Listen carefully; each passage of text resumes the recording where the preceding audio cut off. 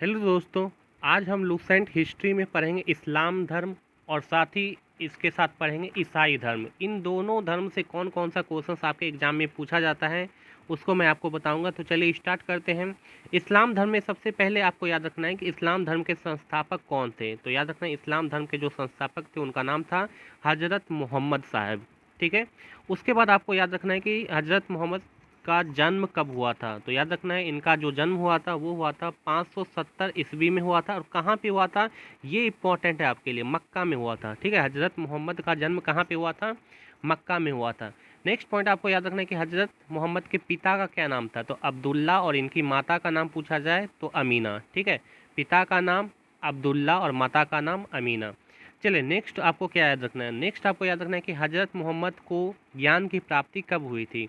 तो याद रखना है कि हजरत मोहम्मद को जो ज्ञान की प्राप्ति है 610 ईस्वी में मक्का के पास कहाँ पे, हीरा नामक गुफा में हुई थी। ये पॉइंट आपको याद रखना है, बहुत बार एग्जाम में खासकर रेलवे के एग्जाम में ये पूछा गया है। चलिए नेक्स्ट मैं आपको बताता हूँ आपको और क्या याद रखना है।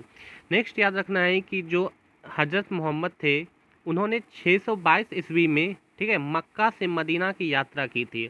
और इससे इस्लाम धर्म में किस नाम से जाना जाता है। तो याद रखना है इसे इस्लाम धर्म में मुस्लिम संवत या हिजरी संवत के नाम से जाना जाता है। ठीक है, किसको जाना जाता है, तो जो पैगंबर साहब का मक्का से मदीना का यात्रा था 622 ईस्वी पूर्व में, इस यात्रा को ही हिजरी संवत के नाम से जाना जाता है। उसके बाद याद रखना है कि मोहम्मद साहब का जो विवाह है वो 25 वर्ष की आयु में खदीजा नामक विधवा से हुई थी। ठीक है, ये पॉइंट आपको याद रखना है, खदीजा नामक। उसके बाद नेक्स्ट आपको याद रखना है मोहम्मद साहब की पुत्री का नाम क्या था, फतीमा, और उनके दामाद का नाम क्या था, अली हुसैन। ये पॉइंट आपको याद रखना है। ठीक है, दामाद का नाम क्या था, अली हुसैन। चलिए नेक्स्ट आपको क्या याद रखना है, नेक्स्ट आपको ये याद रखना है मोस्ट इंपॉर्टेंट, कुरान जो है वो इस्लाम धर्म का पवित्र ग्रंथ है। पूछा जाएगा इस्लाम धर्म का पवित्र ग्रंथ पूछा जाए तो कुरान। चलिए नेक्स्ट आपको ये याद रखना है कि जो कुरान है उसमें क्या है। तो याद रखना है उसमें जो है पैगंबर मोहम्मद साहब का शिक्षाओं का उपदेश दिया गया है कुरान में। चलिए उसके बाद नेक्स्ट आपको याद रखना है कि जो पैगंबर साहब थे उनकी मृत्यु कब हुई थी। तो 8 जून 632 ईस्वी में।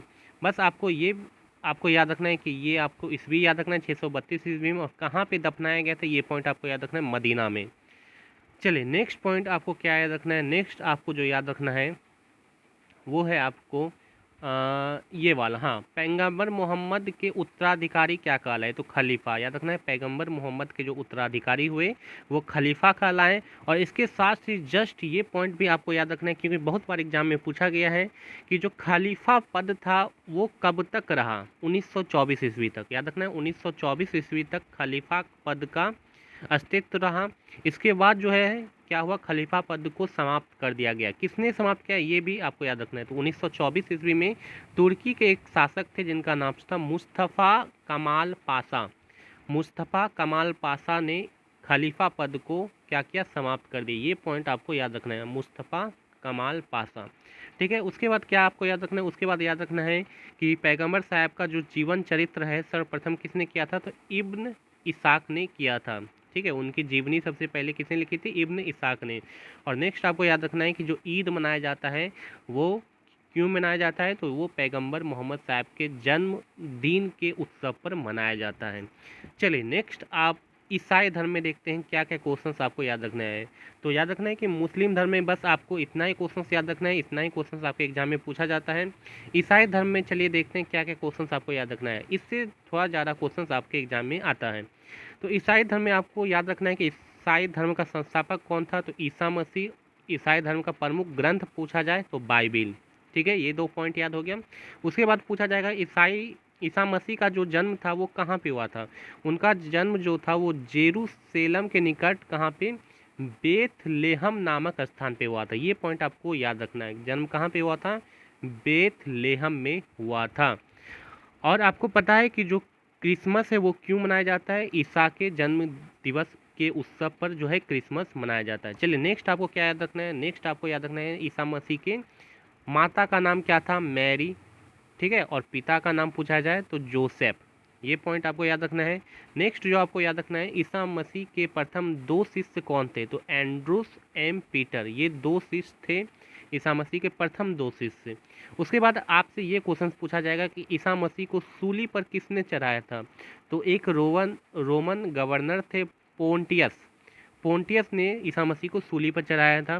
ठीक है, ये पॉइंट आपको याद रखना है। और किस ईस्वी में चढ़ाया था ये भी आपको याद रखना है। 33 ईस्वी में चढ़ाया था। ये भी क्वेश्चन आपके एग्जाम में पूछा गया है। किसने चढ़ाया था? पोंटियस ने। किस ईस्वी में? 33 ईस्वी में। और आपको ये बात तो पता ही होगा, ईसाई धर्म का सबसे पवित्र चिन्ह कौन सा है? क्रॉस का चिन्ह। ठीक है, चलिए बस इतना ही आपको याद रखना है ईसाई धर्म में, और इतना ही क्वेश्चन आपके एग्जाम में बार बार पूछा जाता है। और उसके बाद नेक्स्ट वीडियो जो हम सब लाएंगे वो लाएंगे आपके लिए मगध राज्य का उत्कर्ष, और ये बहुत ही इम्पॉर्टेंट है। और मैं बताऊंगा आपको कौन कौन सा क्वेश्चंस आपके एग्जाम में आने वाला है। ठीक है, क्योंकि वही क्वेश्चंस आपको याद करना है जो कि आपके एग्जाम पॉइंट ऑफ व्यू से बहुत ही इम्पॉर्टेंट है। बाकी सब याद करने का कोई ज़रूरत नहीं है, क्योंकि वो सब क्वेश्चंस आपके एग्जाम में कभी नहीं पूछा जाता है। तो आज का वीडियो आपको कैसा लगा कमेंट बॉक्स में आप ज़रूर बताएं। अच्छा लगा तो वीडियो को लाइक कर दें, शेयर कर दें, और चैनल को ज़रूर से ज़रूर सब्सक्राइब कर लें, ताकि आने वाले वीडियो को मिलने में आपको कोई परेशानी नहीं हो। Thank you.